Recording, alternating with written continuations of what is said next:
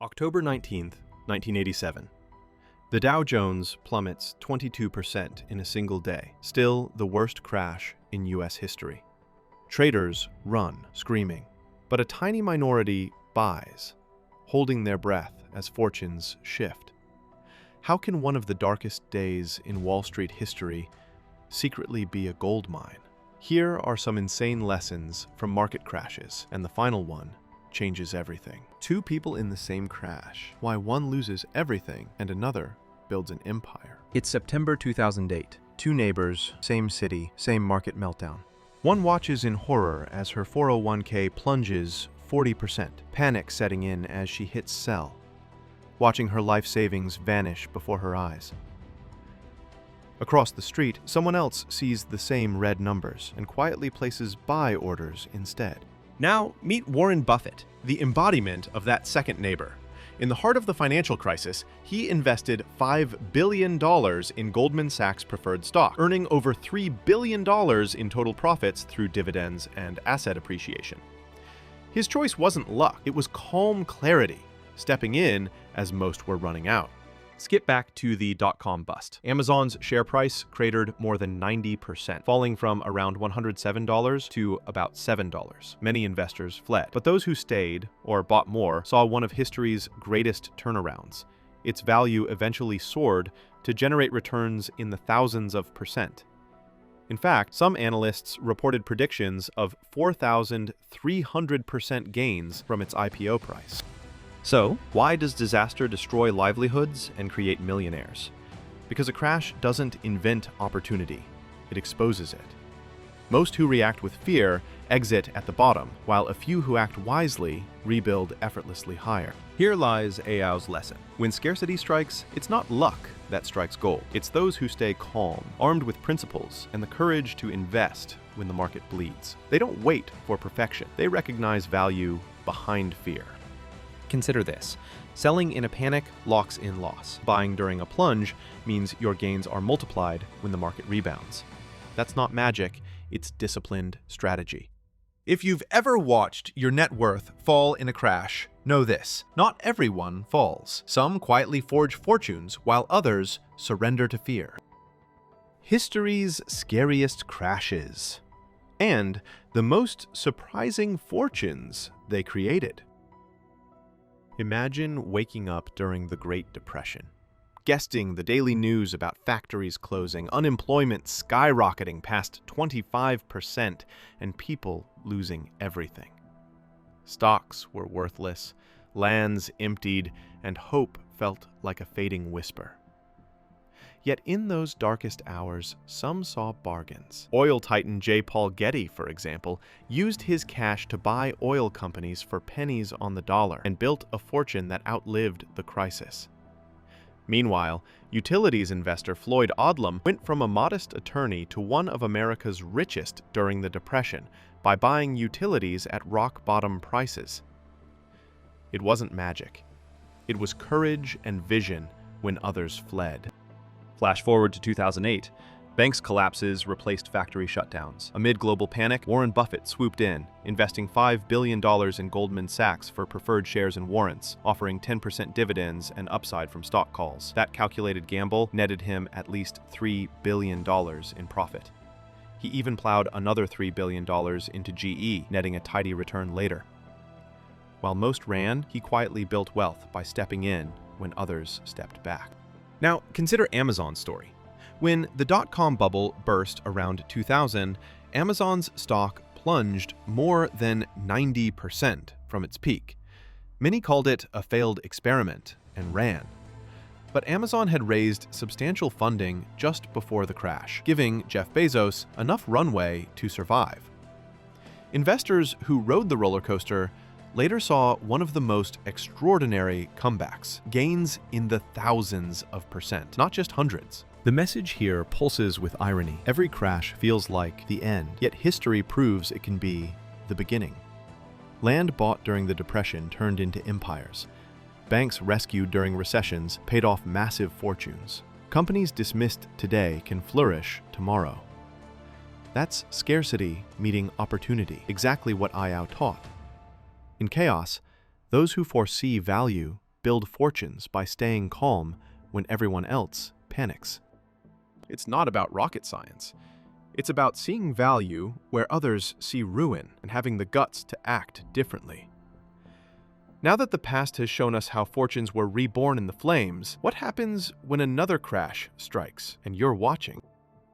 Why do most people panic while a few get rich? Imagine you're at a theme park ride. Most kids leap off the moment it jerks, but a few laugh and stay on for the loop-de-loop. That's exactly what happens during market crashes. Loss aversion explains the power of that panic button. Our brains feel losing $1 far worse than finding $1 of the same size.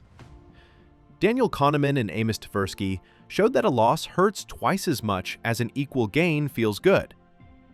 In a downturn, people dread dropping more than they'd enjoy a future recovery. So they flee, locking in losses instead of holding out. Then there's herd mentality. When everyone jumps, you jump too. Like kids following each other off the ride, investors sell because, well, everyone else is selling. They think it must be smart if the crowd does it. In finance, this is how bubbles burst and panics amplify. But those who resist that tug of emotion, not like sheep, often find the best bargains when chaos reigns. Now meet the calm few, the ones who see crashes as half-price stock sales, not doom. Investors like Warren Buffett teach us, be fearful when others are greedy, and greedy when others are fearful. That mindset isn't sugar. It's discipline, emotional control, and logic over anxiety. Buffett's cool presence during market meltdowns isn't lucky, it's strategic clarity. Here's the heart of it from IO. Scarcity brings opportunity. When everyone panics, price tags plunge. The smart move? Keep your head, spot value, and invest. In downturns, capital flows to those who stay calm, not to those who scream the loudest. In short, panic causes most people to lose. Patience and rational thinking build wealth. If you ever feel the urge to sell in fear, remember, that's when millionaires are buying. The Secret Playbook of Crash Millionaires. Imagine discovering a clearance sale at your favorite store. Everything's on deep discount. That's essentially what smart investors see in a market crash. First, they buy quality assets cheap. Warren Buffett nails this. Be greedy when others are fearful. He invests in top companies when prices plunge, just like in 2008 when he snapped up Goldman Sachs shares cheap and earned billions later. In 2025, Berkshire Hathaway's cash-rich portfolio and blue-chip focus show how he always looks for value, not just price tags. He thinks like a business owner, not a trader. Second, they diversify, but stick to fundamentals. Millionaire investors buy across categories: strong companies, real estate, gold, anything with real demand. Buffett calls it, buy businesses, not stocks. That way, if one asset dips, others hold strong. Third, patience is power. Recoveries don't happen overnight. They take years. After the 2008 crash, U.S. stock markets started climbing again.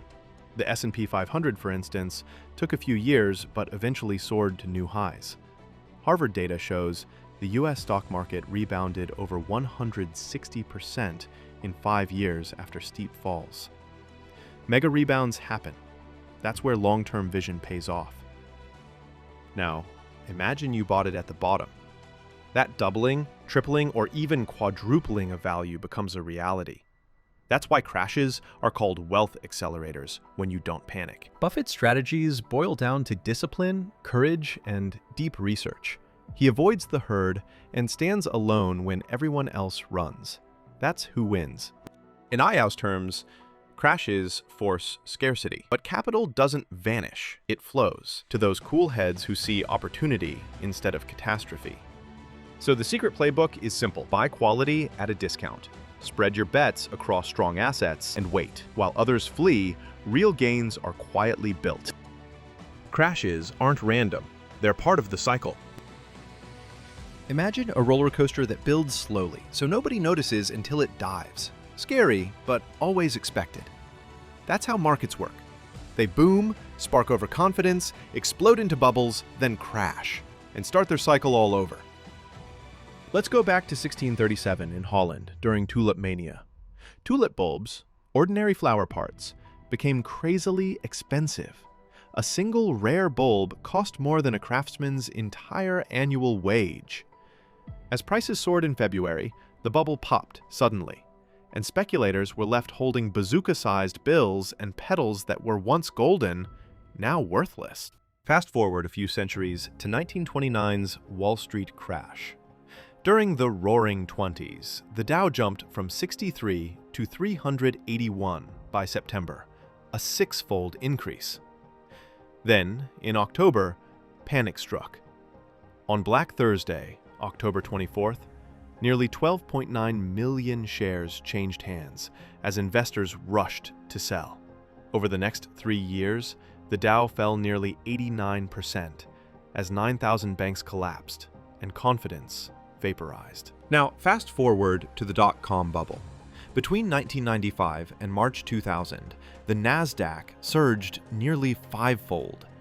Then, by 2002, it crashed by about 77 to 78%, wiping trillions in market value.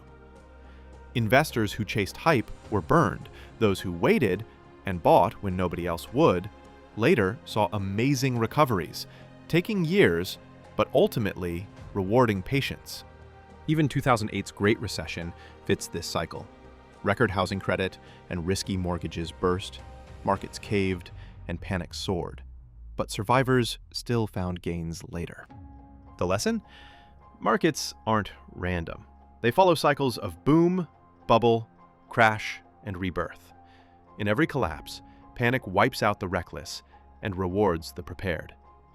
History repeats its dramatic arcs. Tulips, Wall Street, dot-coms, housing. It's all echoes of the same story. In Io's words, crashes reallocate wealth, not to the fearful, but to the calm and disciplined. The crash reveals who understands that while fear multiplies losses, courage turns devastation into opportunity. So, how do you spot the hidden opportunity? All right, here's how smart investors treat a crash like a treasure hunt. First, they only chase businesses they understand. Think of it like knowing your favorite game inside out. You're better at picking the winners. As Warren Buffett says, you don't need to be an expert in everything, just clearly know your field and recognize when something's priced well for the long haul. That's his circle of competence rule. Buy simple, trusted companies at fair prices, not flashy, hype-driven bets. Second, look into industries that stay strong even when everything else shakes. During recessions, people keep buying basics, like food, soap, and medicine. That's why economists call consumer staples, healthcare, and utilities defensive industries. They don't quit, even when pockets are empty. Third, be wary of the silliest stuff. Luxury goods, hyped tech stocks, wild crypto. Those are the first to crash when the music stops. Savvy investors avoid fads and stick to essential, solid companies. Here's Buffett's secret. A financial dip often hides the deepest bargains. When prices dip on trusted companies, that's when he steps in. Be greedy when others are fearful. And remember, patience is the superpower of winning the wealth game. Crashes can take 5-10 years or more to bounce back. Smart investors see years ahead, not just today. Over time, big rebounds turn brave choices into lasting fortunes. Now, here's the heart-stopping reality. Fear makes you miss the richest moments. But if you keep your head, choose wisely, and wait, crashes become the secret garden where new millionaires grow. In every crash, fear hides the very chances that build the next generation of millionaires. Every crash hides two roads, fear or fortune. Most run, but the calm few build empires. If you want to uncover more hidden financial secrets, subscribe and explore our next story. The next big crash lesson could change your life.